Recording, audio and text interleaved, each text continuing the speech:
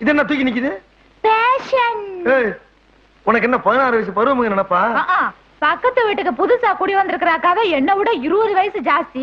அவங்களே அப்படி ஸ்டைல் பண்ணும்போது நான் இதெல்லாம் போட்டா என்ன? ஓஹோ, நீ அங்க பார்த்தா ஸ்டைல் பண்ணிக்கிட்டு இருக்கியா? ஆமா, இதெல்லாம் வாங்க காசு எதிரி உனக்கு? ஆட்டோ கட்டுறதுக்கு டியூ பணம் வச்சிருந்தீல, அதை எடுத்து வாங்கிட்டேன்.